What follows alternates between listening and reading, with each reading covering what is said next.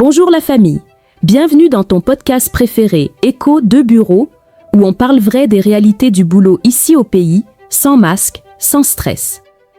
Je suis Fatime de Vivre en entreprise. Aujourd'hui, on va parler d'un sujet chaud. Comment rebondir après une mauvaise expérience au travail? Tu sais ce genre de boulot, là où ton boss te maltraitait, les collègues te regardaient comme un alien, ou bien tu as été viré sans explication claire. Bref, une expérience qui t'a cassé le moral, fait douter de toi ou même traumatisé. Mais ce n'est pas la fin. Aujourd'hui, on va voir comment tu peux tourner la page et te relever plus fort. Je vais te raconter une petite histoire. L'histoire de Grace, agent comptable, viré injustement. Grace, c'est une go posée, bosseuse, honnête. Elle bossait dans une petite et moyenne entreprise à Yopougon. Toujours à l'heure, toujours propre dans ses rapports. Mais un jour, il y a eu une erreur dans un virement.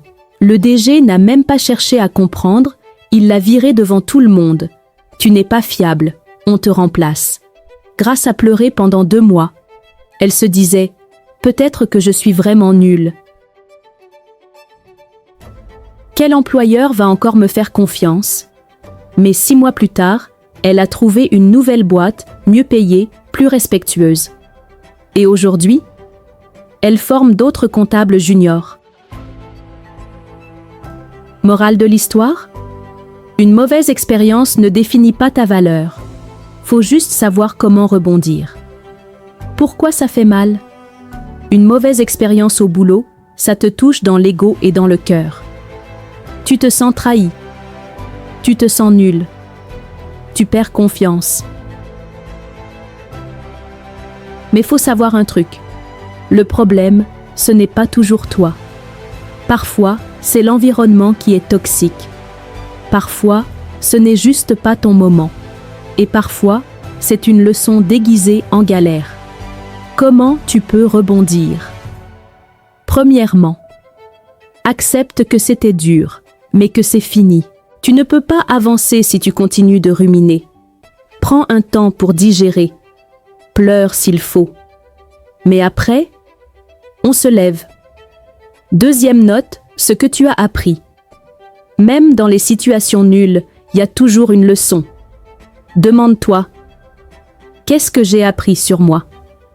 Qu'est-ce que je ne veux plus tolérer? Qu'est-ce que je ferai mieux la prochaine fois? Ça te donne du recul et tu deviens plus fort. Troisième, reprends confiance petit à petit. Fais des petites victoires. Mets à jour ton CV. Refais ton profil LinkedIn. Appelle un ancien collègue qui t'appréciait. Chaque petite action te rapproche de ta renaissance. Quatrième, ne mens pas, mais reformule ton expérience. Quand on te demande « Pourquoi tu as quitté ton ancien job ?» Ne dis pas « On m'a maltraité, j'ai fui ». Dis plutôt « L'environnement ne me permettait pas de m'épanouir. J'ai préféré chercher un cadre plus aligné avec mes valeurs. » C'est classe, c'est vrai et c'est stratégique. Cinquième, appuie-toi sur ton réseau. Va vers les gens qui t'encouragent. Parle à ceux qui t'ont vu bosser. Ce sont eux qui peuvent t'aider à reprendre confiance et trouver la prochaine opportunité. Mon frère, ma sœur, écoute bien. Une mauvaise expérience au travail, c'est comme un pneu crevé.